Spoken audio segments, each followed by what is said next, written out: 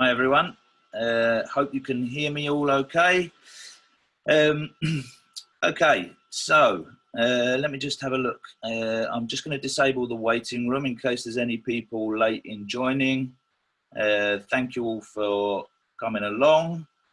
If you are wondering why I'm quite dark today, I have got myself into my kids' playroom for the day. Well, not for the day, hopefully, because it's boiling in here.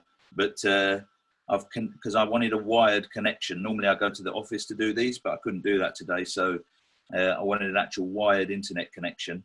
And this is the room to do it in. So you'd laugh if you could see me.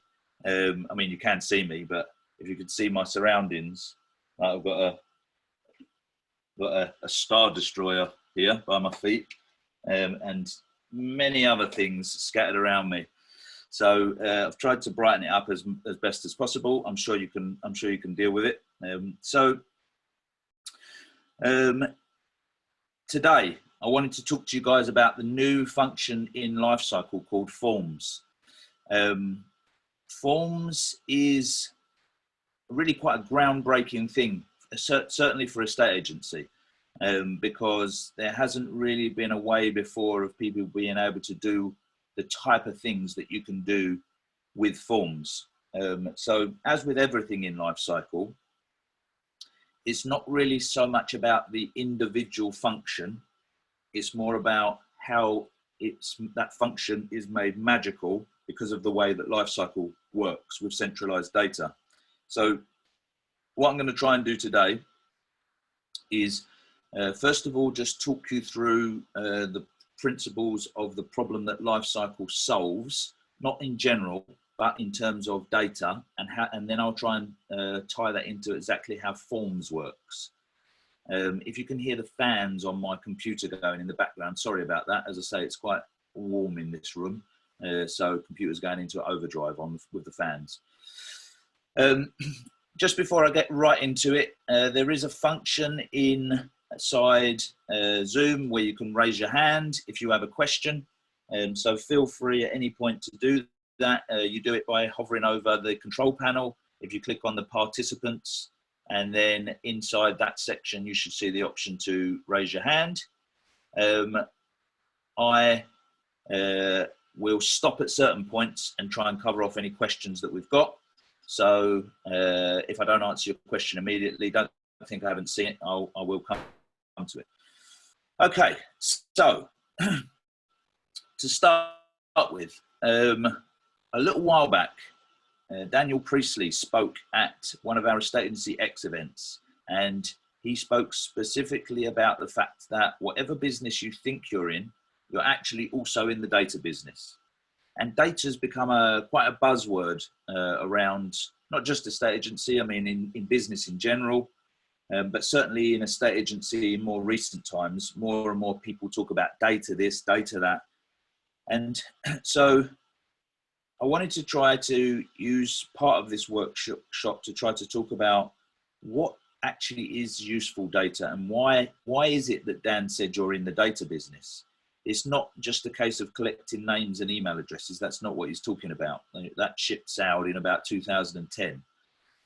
So what is the data business that you actually need to be into? One of the issues that has arisen over the years in terms of marketing is that people came away from a kind of personal service. So, you know, go all the way back to pre-internet, everything was kind of personal. You know, certainly in a estate agency, someone walks into your office, you get out your applicant card and you write down all the information about what they're looking for and when they're looking to move and what type of place they're looking for. And you really kind of get a feel for that person. And although all of your information is just written on the back of kind of cards, you also store the information in your head because there isn't a computer system at the time. So you're regularly told to cut down your applicant boxes and make sure you're servicing the right people. And you've got, even though they're pieces of paper in a box, each one of them almost has its own personality. When a property comes on the market, your brain immediately connects up the dots and you go, I know exactly who that property would be perfect for. And then, you know, estate agency softwares came in, and they were good for us in the sense that we could store lots of information and automatically do property matching and do things more on mass. But that took away an element of that personalisation.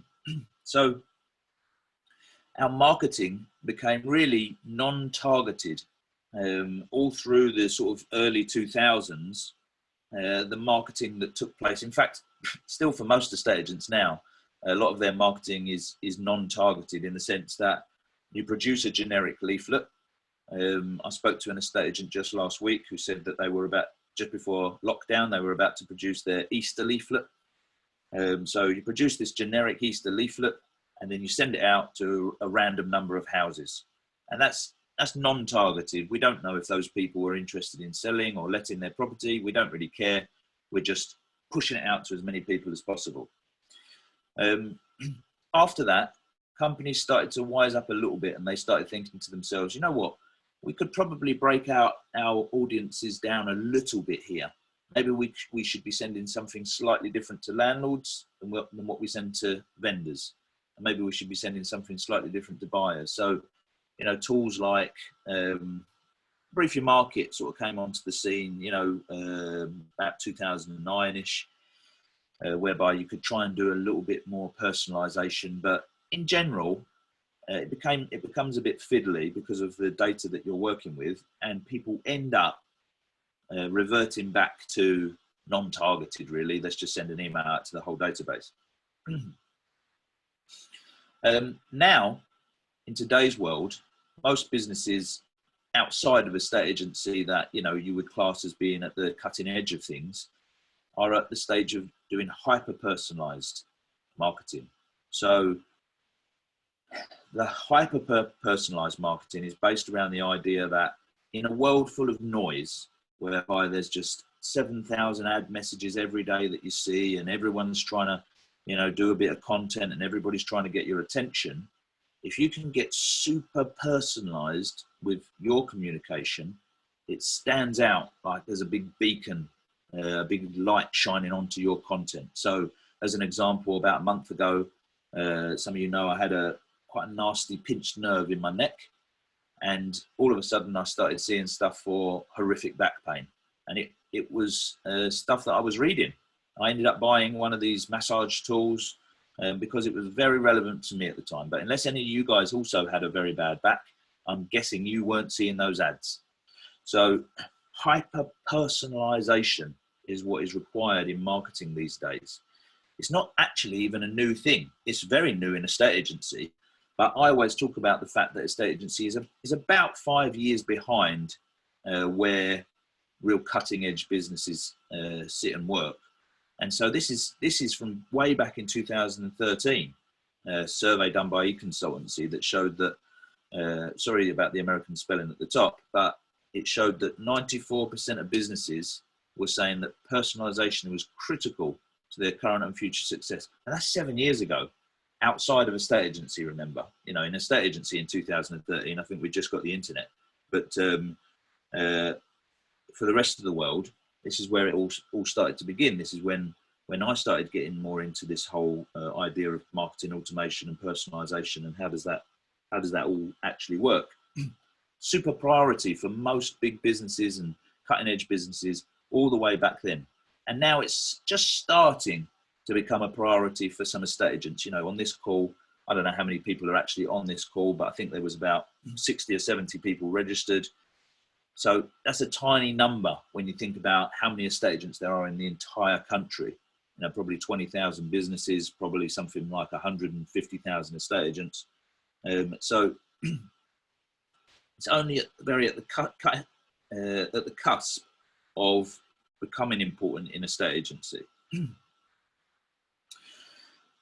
Interestingly, at the time back then, 2013, of the companies that did use personalization, 19% of them, sorry, not 19% of them, they found that their sales were up by 19% through using personalization.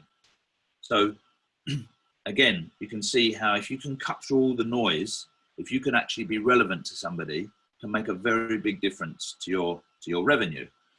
The problem that companies have with this, and they still have it today actually, pretty much most of the businesses that I know have issues around this problem, which is that they have lots of data, but their major barrier is the inability to translate that data into actual action.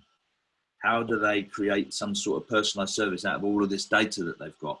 So they've sort of dived on the bandwagon of the fact that they need data. They're a data business. They must collect data. They must do this. They must do that. But they haven't yet figured out how to join the dots of all of that data. So the problem that most companies have is that their data is distributed as opposed to centralized.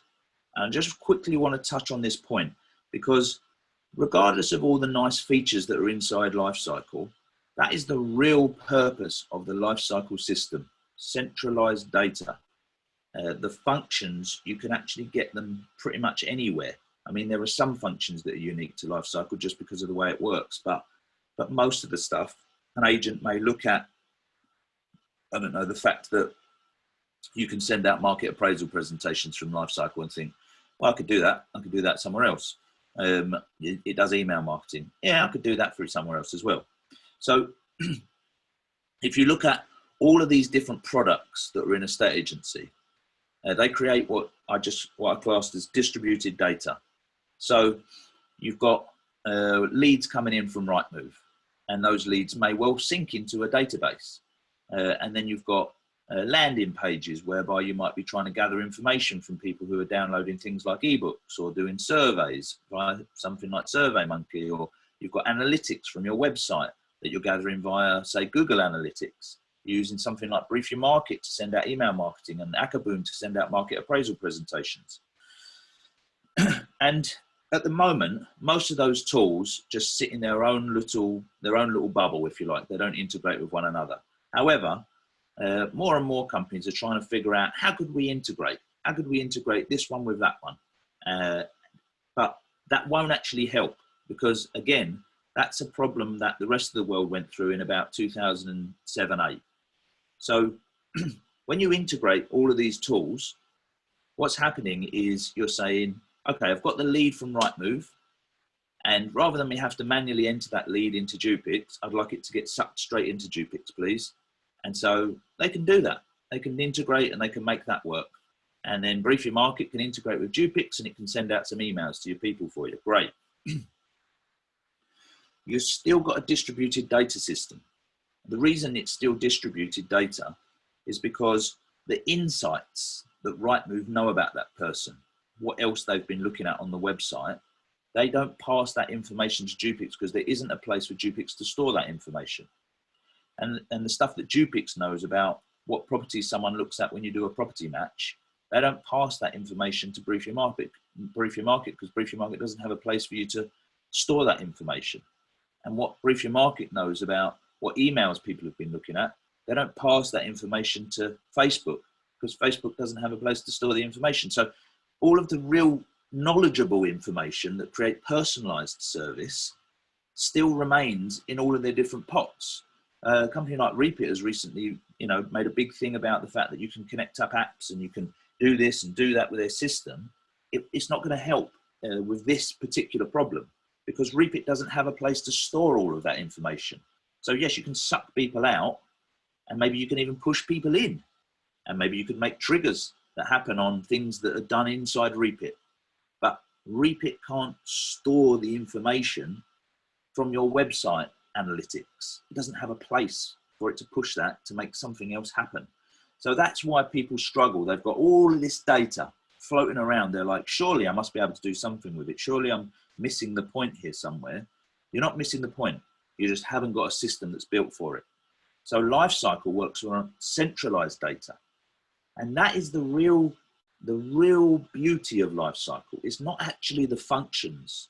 It's not actually the fact that it does email marketing, or that you can send market appraisals, or that you can connect portal leads up and send them this or send them that. It's not even the fact that you can create now web forms.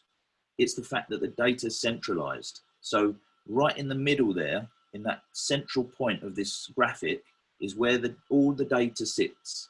It doesn't matter if you're talking about data from sending out SMSs to people, that sits in the middle. The function just sits out here on its own, but the data sits in the middle, as opposed to this side where the functions all sit in their own little dots. If you're looking at property information, yep, it sits out here, but the data sits in the middle. If you're looking at email marketing, yep, the function's out here, but the data from the email marketing sits in the middle.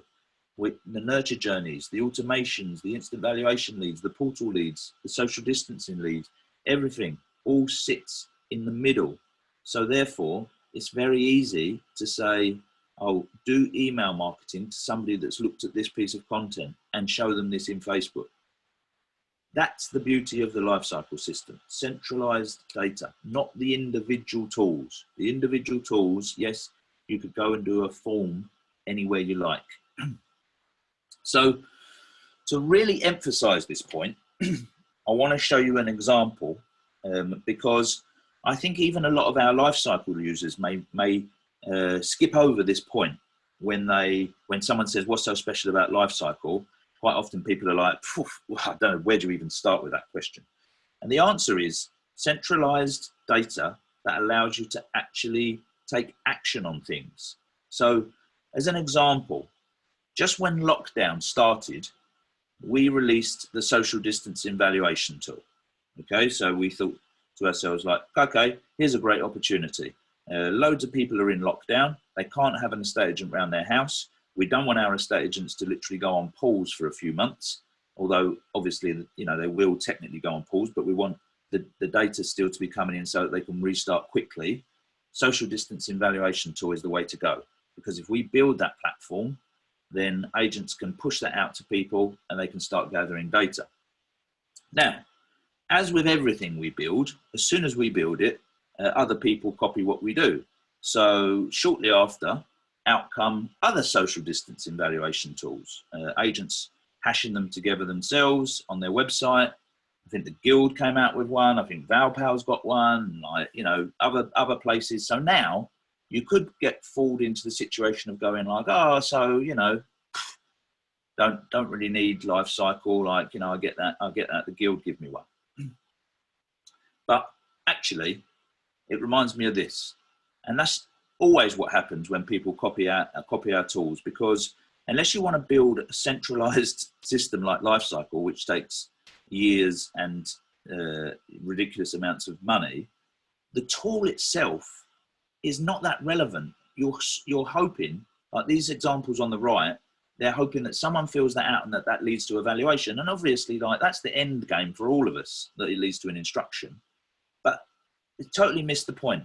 Let's go back to this idea of centralized and distributed data. And I'll show you how I think about web forms and things like the social distancing evaluation when we build them, because for some of you, you'll see it the same as other estate agents. Great, this could just lead to some more instructions. And yet that's great, but this is the difference in Lifecycle. So in Lifecycle, you could go into audiences, and you could go add a dynamic audience.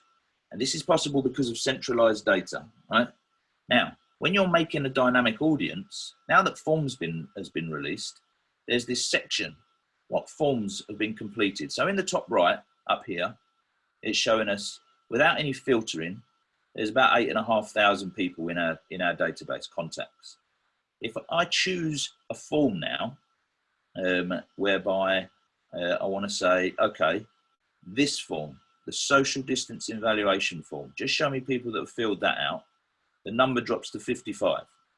Okay, so 55 people have filled out the social distancing evaluation form. Then what I can do is I can use the drop down for this particular form, and I can choose, do I want to filter by any particular question? Yeah, I do. I want to filter by which of these are the key selling points in your opinion. That's the question that we were asking the seller when they were filling out the social distancing evaluation form. So when I choose that, when I select that, I press this little plus button, and the question and the answers come up here for me to filter by. All right, this isn't coincidence. It was built this way on purpose. Now, here's the magic. Okay, so now what I can do is I can say, okay, of the 55 people, just show me people that said they think their property is in immaculate condition. Okay, it takes it down to 23. Okay, now of those 23, show me people who also think that their property is in a catchment for good schools. Okay, that takes it to 19. All right, if I really, really want to narrow it down, let's go for something that not many people have got. Let's go south-facing garden. Of those 19 people, how many of them also think south-facing garden? 9.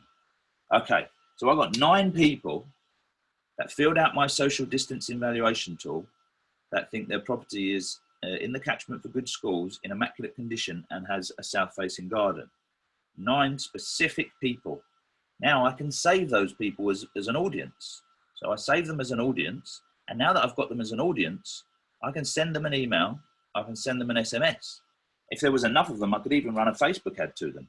And the type of email I'm going to send to them is going to say something like, this is a bit of a shot in the dark. We're emailing our database to find out if any of you guys have got a property that is in immaculate condition, that is in a catchment for good schools and has a south-facing garden. I know it's a bit of a long shot, but if any of you guys meet all 3 of those criteria and are thinking about selling your property in the next 6 months, please give me a call or contact us, because I have got the perfect buyer for you who will pay top notch for a property like that. Now that is personalisation on another level.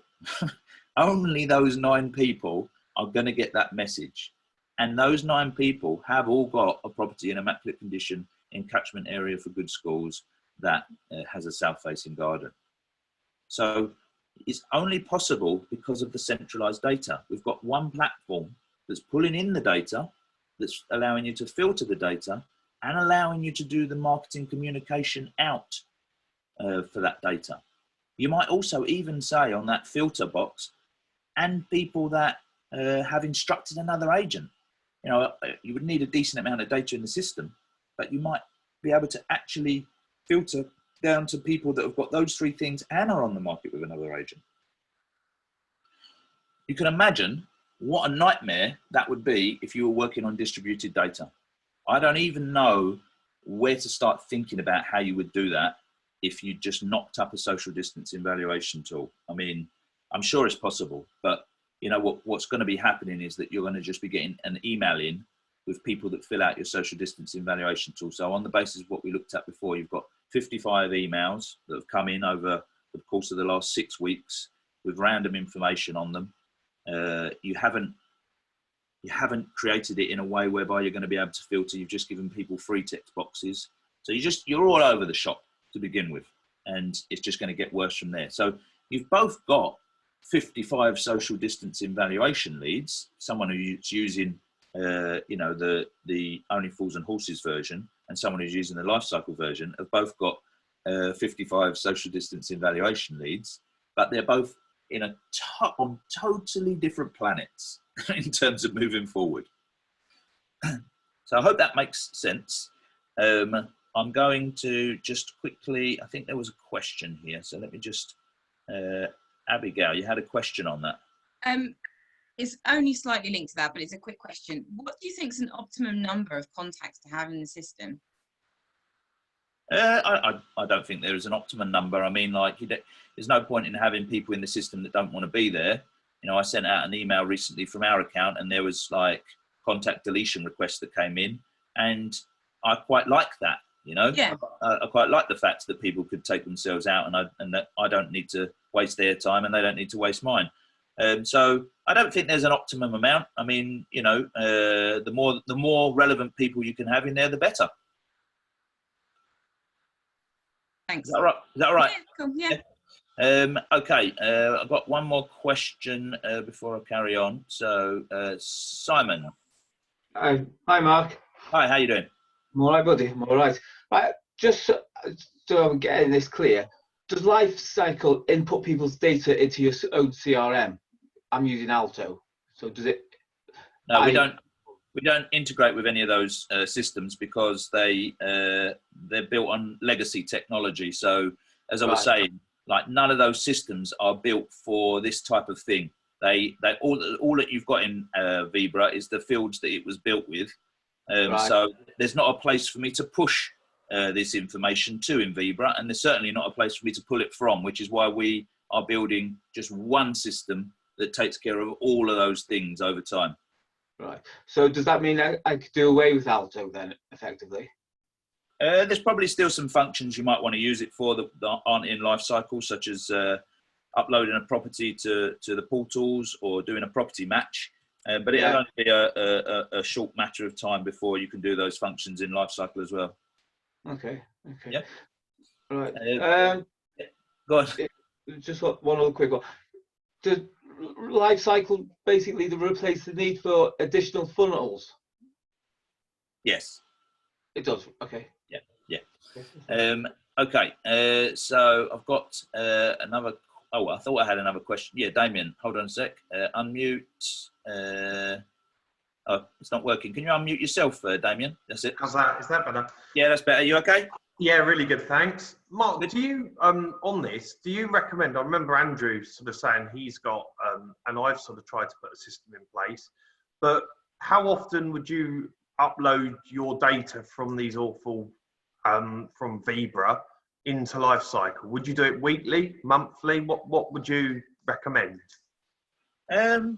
I don't know. I mean, I guess it depends on how often you get people that give you their data outside of the things that we already connect to. Because remember, we suck in leads from Rightmove. So if they've made an inquiry from Rightmove, they're already in Lifecycle. We're sucking in leads from Zoopla. We're sucking in the instant valuation leads. So maybe, I don't know, are you thinking in terms of people that maybe just phoned up and you put onto the database? Or yeah, people like landlords, people like tenants, things like that, that might come outside of what our normal sort of way, like, you know, phone calls in and things like that. Yeah, so I would say probably once a month. Brilliant, okay. Once a month, you could do a mass export and import them in. Now, remember that if they're already in the system, there won't be a duplicate, it will deduplicate. But when you are importing, you tick a box as to whether you want what you're importing to overwrite what already exists in the system if it finds, you know, if it does find a duplicate. So brilliant. Okay. Yeah. Thanks, Mark. That's brilliant. Yeah, no problem. Okay, so let's move on. Let me just lower this box that I've got on my screen. So how do we do marketing personalization? What we don't do is this.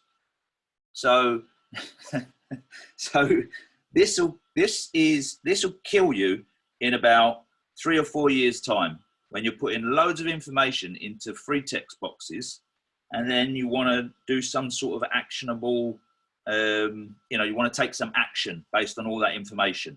You know, as an example, this would love to live near would love to live in a village close to the pub and a garden big enough for the dog.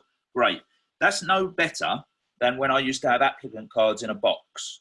I need the information inside my head unless I want to actually sit and look through the notes of every single person on the database when I get a property that is close to the pub and has got a garden big enough for the dog. So I wanted to make that point because it's not an accident that when we created the social distancing valuation tool, there are pre-selected choices for people. Try and keep that focused in your head when you're building forms. I'll show you in a minute how that works. But when I said I wanted this section on the social distancing valuation tool, one of our team said, "Yeah, but the problem is you're never going to be able to think up everything. You know, there's always going to be one agent somewhere who says, oh, I wanted this and I wanted that." And I said, that's okay. We'll give them a free text box to write some other stuff in if they want, but we need this function so that we can start filtering by it. So when you're making forms, don't get into the trap of just making a free text box answer for everything. Try and give people some choices.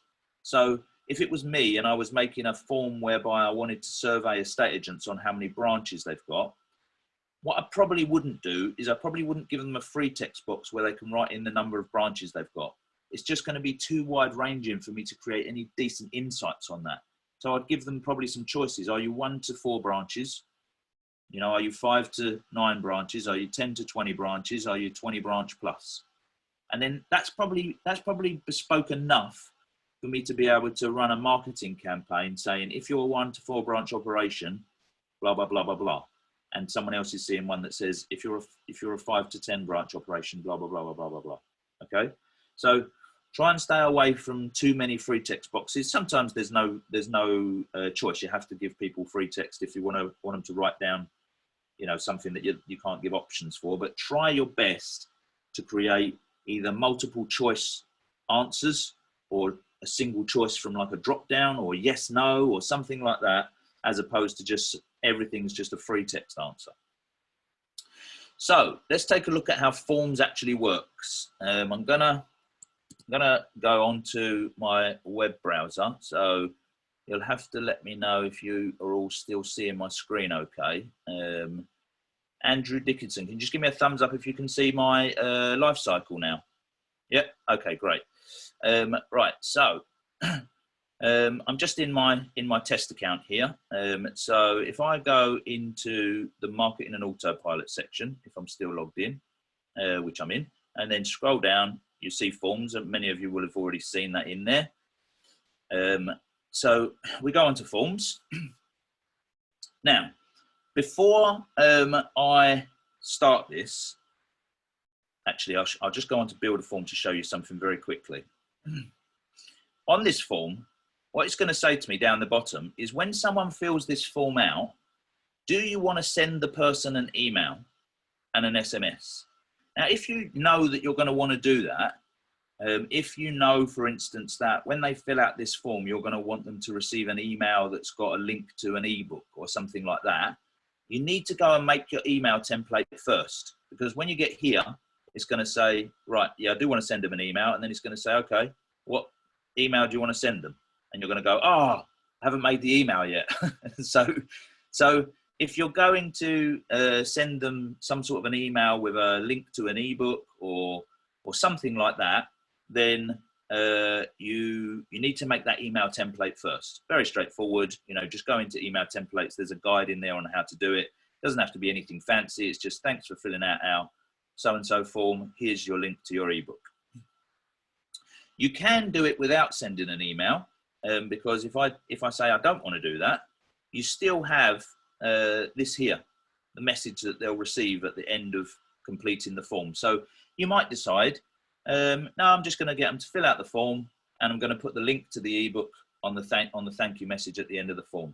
The reason that you might do it the other way is it stops people just giving you fake email addresses. So, you know, I can put in any old email address and get your ebook if you're going to show me the link at the end of the form. Whereas if you're going to email it to me, when I get to the end of the form, I might think, oh, all right, I better go back and do that again with a real email address. I'm not going to go into all of the ins and outs of forms on this webinar because, you know, you won't remember it all. But just to show you, if I go back to the opening page of forms here, I believe it's this one. This little I button up the top of forms shows you 2 videos. One of me just talking about forms very briefly, which yeah, you can watch that if you want. But this one down the bottom is about an 18-minute video where Kelly actually goes in and builds forms and talks about all the questions and how they work and what the differences are and all of that sort of stuff. So, you know, if there's anything that you're not sure about, just watch that video, and you can almost have the video playing while you create a form by the side of it, so that you know, get used to how it all works. But I'll go through it in very brief format here. So build a form. One of the things that I want to make clear to you guys is Lifecycle is built specifically for estate agents. So when we make forms, when you make forms, you need to choose whether the form you're making relates to a vendor or a buyer or a landlord or a tenant. Try not to make forms where they're a bit ambiguous like that. You know, Katie, she made this great ebook the other day about social distancing viewings and the rules around them. And you can download this ebook, and vendors and buyers can see what the rules are around social distancing valuations. Now, The problem with that in our system is that if I made that and ticked, oh, it's for vendors and buyers, when someone downloads that form, they're going to go into the system as a vendor and a buyer, but they might not be a vendor and a buyer. Okay, so try to make your forms very specific. So what Katie's going to need to do, which she's already done, because she's a rock star, is she's going to need to make that into 2 different forms. One for vendors that they can go and download, one for buyers that they can go and download. And then that way, if someone does go and download the buyer one, there's no real reason to think that they're not a buyer. Why else would they want to download it? So try to remember that when you're making your forms. Don't think to yourself, oh, it's not for anyone specifically, so I'll tick all 4, because the person will go into your system as a vendor, a buyer, a landlord, and a tenant, and they'll get all of the things that relate to each 4 of those things. So that's quite an important point for me to mention. For the purpose of this, I'm just going to tick a vendor for this test form. The form name and the description, this is just for your own purpose. So let's just stick something in here so that I can move on to the next stage. The SEO, so if you want Google to pick up on your form, what's it going to show as the heading in the blue, and what's the description that it's going to show underneath in the search results. So you can put something in there if you want to. It's by default, it'll use your company logo, but you can change it to a different image if maybe you want it to just be an image of an ebook or the cover or something like that. The welcome message. So what do you want to appear on the page when someone actually lands on the form? So here you might write, you know, complete these details in order to gain access to the book or the guide or whatever it might be. And then down the bottom here, you've got the success message that comes up when they've actually finished filling out the form. Finally, you can put a redirect link in if you want. So what will happen there is when they get to the very end of the form and it says, you know, thank you for filling out this form, our team will review the information or whatever it is you've written in here, down the bottom, after a certain amount of time, it will then redirect them to wherever it is you want them to go. So maybe your website or your blog or something like that. You don't have to put something in there if you don't want to, but that's how that works. And then, as I said before, if I want, when someone's filled out this form, if I want them to receive an email, I can choose the email template that I want them to receive. And if I want them to receive an SMS, then we don't have SMS templates, but you can just write in here whatever it is you want them to get when they've filled out the form.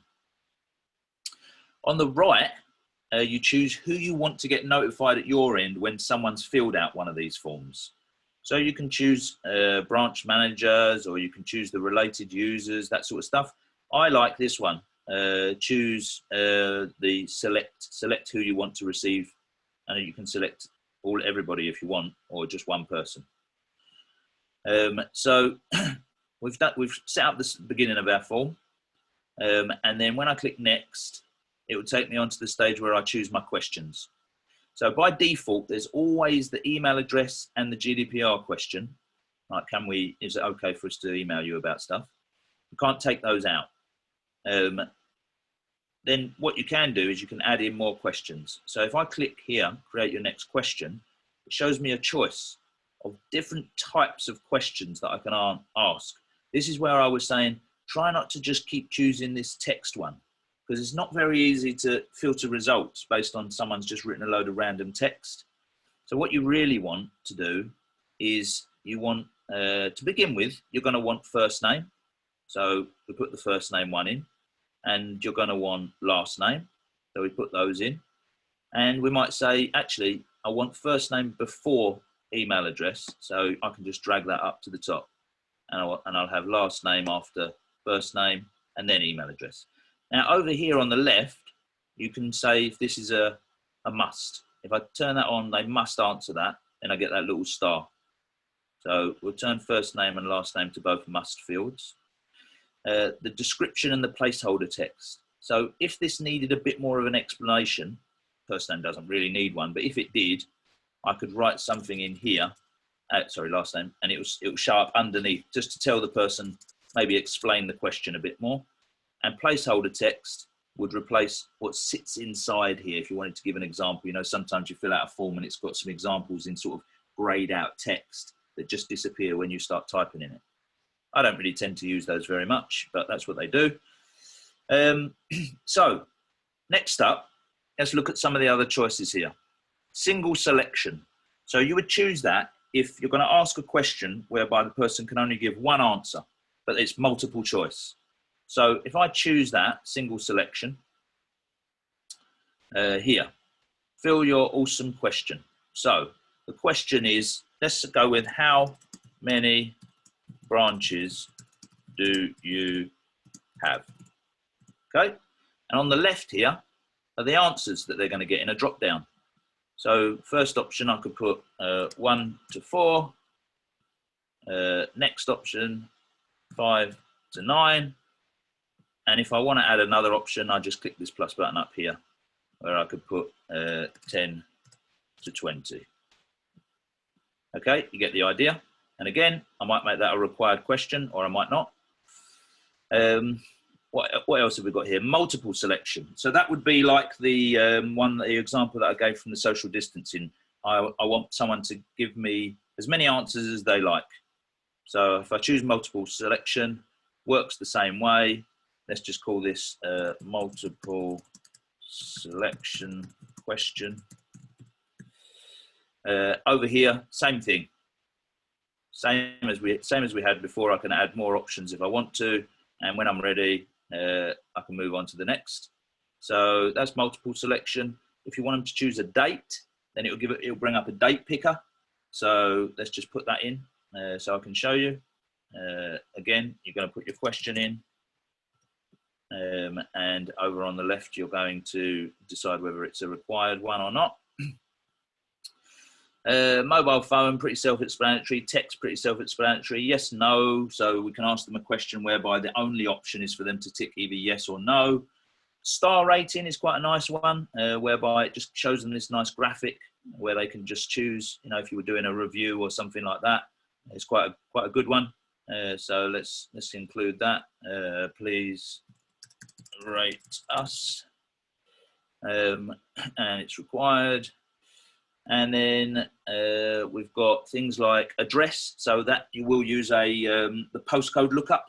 So if you wanted to say we're doing a survey of homeowners in the area to find out what they think about social distancing valuations and viewings, and you wanted them to, first of all, you've got to enter your property address. What's the address of the property you own? Then you could choose that. I'll put it in there anyway, just so I can show you how it works. There we go. So what is the address of the property you own? So to make that required. Last one was salutation. If you wanted to include that in there, then you can. So once I've got my form and I've put all the questions in the order I like, if I just save that, I can go on to preview, and in preview it will show me exactly how the form looks on the web when it loads. So there's my title and my intro text that I put at the beginning, and I click start and it will take me through the questions. So first name, and with this preview, none of this information is going to get stored in Lifecycle, so you can fill this out as many times as you like in the preview. It's only for test purposes. So put in an email address. How many branches do you have? There you go. That was the one. That was the single select. They can only choose one option here. So 1 to 4 branches. Next. This was the multiple select question. Yep, that one and that one. You've got date. That give you the date, a date picker. Next, the ratings. 5 stars, type of the address of the property. So this was the postcode search, SG106EP, find, and it gives you the choice of properties. And then you've got the GDPR question at the end. So you can check that it all works. And if you're happy with that, that's fine. If you think, oh, I've done that slightly wrong and there was a spelling mistake, you can just go back to questions and change whatever it is that's wrong and preview it again. When people start actually using your form, you can go into the results section and start seeing, you'll see all the results here. You'll see a list of people down the left, and if you click on them, their results will show on the right. And the final part, form integration. So the system will then just give you this URL that you can use. You can use that on any of your marketing or whatever you want to do to send people to that form. If I click on it, you'll see it works exactly just the same as the preview. And so you can send people to that link. If you're super clever or you've got web developers that work for you and all of that sort of malarkey, then you can actually get the HTML code for the form and put it in your website however you want it to look.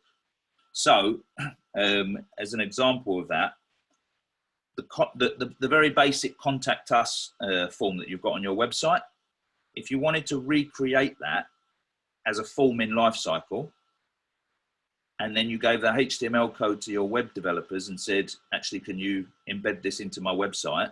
Then anyone who filled out that form would just get sucked straight into Lifecycle.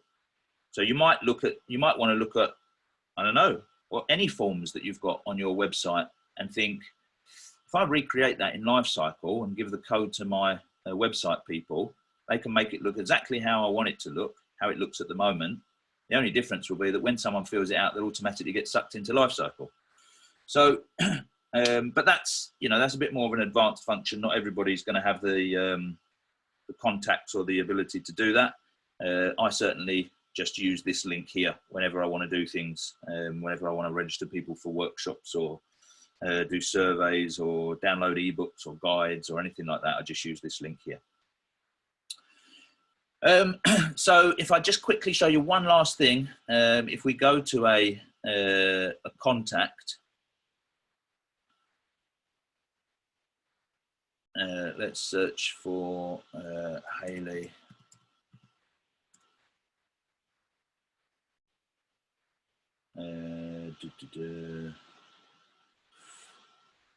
Hayley Burgess, here we go. Right, let's go in here. So what I can see on their timeline now, as well as all of the stuff that you could always see before, I can also see when they filled out forms. So here you go, they visited the form here, so on and so forth. Read a blog, filled a form. If I click on that, it will show me what they filled this form out. This was all the information that they put in. I can also go into their about section, and in here I can see things like what audiences they're in and all of that sort of stuff. So that's how forms works in a nutshell. As I say, there's a whole kind of training section on how you use it. There's a video there. It's in our help guides over here. I don't know if many of you guys use that, but they're awesome. You can type in questions and it'll take you to step-by-step guides. You can watch the video, and obviously you can always reach out to us. I will download this recording of this workshop and make sure it goes on a follow-up email out to all of you guys. The other thing that I wanted to mention, because a few people have said it to me recently, is if you sort of get a bit stuck in terms of how do I create ebooks and guides and things like that, on the follow-up email, I'm going to send you a link to a guide that we've created on how to create ebooks, just a very basic guide. Another one on the best way to use forms. And I'll also put a link in there to our preferred suppliers. So people that we use to do design work for creating ebooks or even writing them if you can't be, if you don't feel like you're the type of person who can get the words right. So if you have got all the text and you think, oh, it's going to be easy for me to write the ebook, but I don't know exactly how to get it designed and made to look nice, then Chris's details will be on that preferred suppliers email that we send out. Use him, he's awesome. He'll turn it around quick for not a lot of money. You can concentrate on something else in your business. And I think that sort of sums up how forms works. So it's question time, really. I can see, Jack, you've got a question. Let me just unmute you. All right, Jack? Yeah, not too bad, thanks. You? Yeah, very good, thank you. What's your question? Yeah, it was relating to, I know you said any forms like we've got on our website might be an idea to recreate them so they get sucked into Lifecycle straight away. I made a form recently, sending it out to anyone who's booking appointments as like viewings or valuations. It's like a COVID safe email, which gives them all of the guidance and says that they'll agree to it, and ask them if they've been self-isolated and stuff like that. But if like I don't at the minute, I don't know if I've done something wrong, but I don't get notified like when somebody fills one of those in. I just kind of go on the form and refresh it, and then it says, you know, how many people have filled it in. So like the value. And you've done that inside Lifecycle? Yeah. Okay. Well, maybe you just need to check to see like who you've ticked to get notified when the form gets filled out. But I can ask Kelly or Rob to have a look at it for you if you like. But it's probably just that function there, who gets notified when a form gets filled out. If you change it to the one that I use, where you can actually choose the users and choose and obviously choose yourself, then you should start getting notifications. It works fine for me, so no reason it shouldn't work. No worries, that's fine. I'll have a look at that now. Yeah. Okay. Yes, sir. No problem. So does anyone have any other questions about forms, or is it pretty clear how it works? And not just how it works, but why this is a big thing for estate agents. Like anyone can make a web form.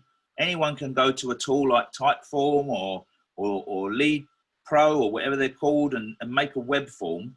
But the fact that it integrates into your system is the main thing. So where we've spoken before about years and years worth of data like this puts you onto a whole different level. Imagine those 55 social distancing valuations that I looked at. Imagine that had been going for more than, what has it been now, 8 weeks. Imagine it had been going for 5 years and you had that kind of data on everybody in the area. You had all of the information of people when they were thinking about moving, where they live, what they think is great about their house, all of that kind of stuff. People that download your ebooks about the 3 top ways of getting your property ready for sale in the next 6 months. The data not only comes to you, but it comes straight into your marketing system. So you could actually build a nurture journey off the back of that if you wanted to, or run a Facebook ad to those people, or just send them an SMS or an email, or just to have the data there for when you need it. So it's a really quite a landmark moment for a estate agency in terms of finally moving forward into building systems that you can do personalized marketing. Eventually, I know, Andrew Dickinson, you're going to pull me up on this immediately and go, when will you do this? But eventually, this data will lead to you being able to create personalized experiences on your website because the data's in the system.